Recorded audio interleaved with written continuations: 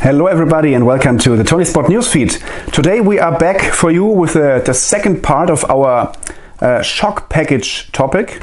In the last video I talked a little bit about springs and what is important when you are going to the hobby shop to buy some springs for your car. It is very important to have a good range of springs to find the perfect setup for your race car.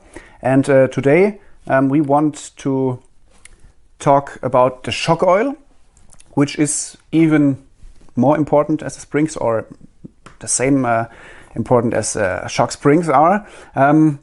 When you are racing on road, it is important to have a good selection of shock oil in your bag when you're going to the racetrack. And I recommend to have oils from maybe 300 or 350 up to 550 or maybe 600. This is the range which is good to have when you're racing touring car or maybe a front-wheel drive car on the racetrack. And one important recommendation from myself to you is that you always buy shock oil from one manufacturer. There are a lot of different manufacturers out there and you can buy unlimited amounts of shock oils from all these companies, but it is difficult if you mix your shock oil bottles. If you buy 5 bottles from 5 different manufacturers and 5 different hardnesses, you will definitely have some trouble with the oil to find out which oil is really softer or harder than the other one, because I know and I'm really sure that if you buy 5 different bottles of 450 shock oil, they will not all be the same, because all these companies, they buy the oil from different companies as well, and so even if they make some measurements and if they try to get them as good as possible, they will not all have the same hardness. So if you want to make sure that change of your shock oil is a change really, then go out and buy the shock oil from one manufacturer. You can choose whatever you like, which manufacturer you like the most or which bottles you like the most. It doesn't matter. As long as you go with a one company's oil, you should be safe that, as I said before, that a change of an oil hardness is a really change for you and not maybe a change from which you cannot be sure that it's affecting your car on the racetrack then. The shock oil itself is very important when you set up your touring car or your race car, and generally it's the same for off-road cars as well, because the shocks, they are all the same in theory, only the size is a little bit different. What is the shock oil really doing? The shock oil is in your shock body, and when your shock shaft is moving up and down with your piston inside of the shock body, the oil hardness is responsible for how fast your shock can work when your car is going through a chicane where you need a fast direction change. The oil hardness is responsible, as I said before, how reactive your car will be on the track and how reactive it will feel when you are driving. So you basically can say thinner shock oil, your shock will be moving faster, your car will work more on the track. You will see that the car will lean more from left to right, and it feels more aggressive, and the car will tend to get some more side bite during the cornering.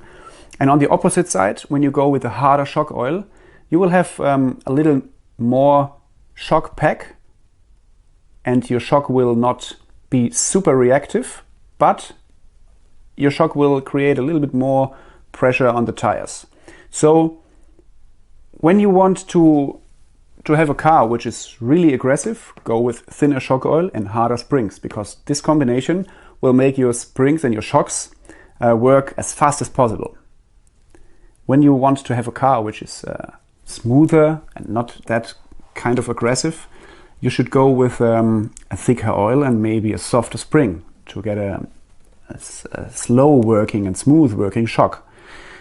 In generally, it's easy to say that the shock oil takes a huge influence on your setup, on your car, and it's different from track to track. But in the last years, there are some hardnesses of oil which which are used by most of the drivers in most of the cases. And this is shock oil from 400 to 450 to 500, sometimes 550. This is the range where most of the drivers out there are going to race with. But I can tell you that it's really noticeable when you play around with the shock oil. But when you are on a race and you don't have a lot of time between the heats, it is always a little bit tricky to fill fresh oil up in the shocks, because you have to marshal and you don't have a lot of time until your next heat. So you should go out and test which oil feels most comfortable for you on the racetrack before the race, when it's possible for you. So when you are at a big event and you have 2, 3 or 4 hours time between the heats, it's not a big problem. You can maybe build the oil 2 or 3 times fresh in your shock package. But most of the time when you are on smaller races, you don't have the time to test a lot with the shock oil. So be prepared and know what a change of the shock oil will be doing with your car on the track. It is really interesting how much influence it takes, and you can really dial in your car with the shock oil perfectly to the track, especially when you're going on a high bite track. It is always better to have a car which is not super reactive. You can reach that with a little bit harder shock oil, softer springs. And when you're going to a track where not a lot of traction is coming up, you can go on the opposite side. You can maybe try softer oil with a little bit harder springs to get more initial traction in your tires and all these things. When you build your shocks, when you fill fresh oil inside, it's really important to take your time and to do it as precise and as good as you possibly can do. Because there is one thing we don't want to have in the shocks, and you know that we don't like to have air bubbles in the shock oil, because that will make the shock feeling really bad and ugly when you push in the shock shaft. In the last stage you will feel these oil bubbles and you will hear them, and this will make the car not as consistent as it can be without these bubbles. You can take your time, you can fill fresh oil inside, and you can remove the oil bubbles just by waiting maybe 1 or 2 hours. But as I said before, when you're on a race and you don't have a lot of time, you can use the famous air remover, which is available here, for example, from Ride. And with this thing, you can quickly get all the air bubbles out. And there are some new electronic vacuum pumps available as well, maybe from, I think, from Hoodie and from 7075, the air killer. And with these devices, you will reach the same target at the same quick time. So take your time and try to get your shocks as good as possible. And when you close your shocks after you removed all the oil bubbles, it is important to check the rebound. You want to have all your shocks in the same rebound amount. And to explain the rebound, it's a little bit different for me. Rebound is really simple. You push in your shock shaft all to the end, and now you can see that the shock is only coming out maybe 1 millimeter. This is a small amount of rebound. Rebound is an outcoming shock shaft coming out by the pressure of the oil inside of the shock body, and you can take influence on the amount of rebound when you are closing your shock. How to do this I will explain in the next video, but the rebound itself is really important, because a shock which has no rebound will not going out as fast together with the spring as a shock with maybe 50% rebound. If you have 50% of rebound, your shock will be going out a lot faster together with the spring, and this will make your car more reactive. It will generate more grip, it will feel more aggressive. And so we can say overall that using rebound is always good when you are on a track with absolutely low traction. When you're coming to a tarmac track which is dusty and where nobody has raced in the last 2 or 3 weeks, it's always good to maybe go with 20, 30, 40% rebound. to create more traction on the race car. So the opposite side is when you're coming to a track where the traction is immediately high, or where the traction is rising up really fast during the race weekend, then you should remove the rebound from your shocks so that the shock shaft is not coming out by itself. This will smoothen out your car a lot. It will not tend to traction roll that fast. You can drive over the curbs a little bit more easy and your car will not flip always.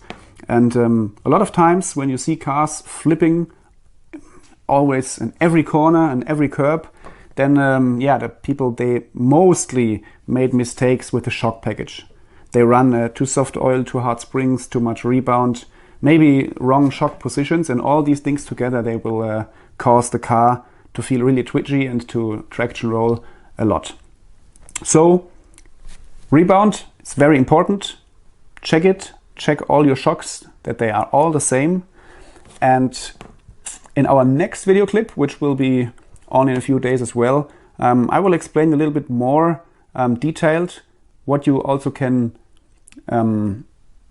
benefit, or what you can create with the length of the shock shaft and with the position of the shock in your car. If you lay your shock more down or if you stand it more upside, that's also very important. So you can say all these small videos we are doing here about the shock packages, about springs, about shock oil, about shock positions, piston positions and things like that, that all together makes a perfect shock package. And as you see, there is so much you can play around only with your shocks on the car that it takes a lot of time, and you don't have all this time available when you are on a racetrack during the race weekend. But it's always good to try some crazy stuff in practice, and sometimes you should go for practicing and try things you will never risk at a race day because you really don't know what will happen. But sometimes it's really funny to try out these things during practice day. Yeah, that's the video for today. Last but not least, once again, I recommend to use the oil of only one manufacturer in your bag. This will be the best way to go when you try some different oils. And yeah, always take your time when building the shocks. Check that the rebound is the same at all the springs, at all the shocks, sorry. And always try to remove all the bubbles from your shock oil, and then you will have a nice and smooth working shock, and you can take a huge influence on your setup on the race car and go for even better results. Yeah, that's it for today. Thanks for watching. I hope you can take some little tips and tricks out of the video. Sometimes it's not so easy for me to explain it, but shock package is really important. And until the next time, yeah, enjoy our great hobby, race with ToniSport, and you will never race alone. Goodbye.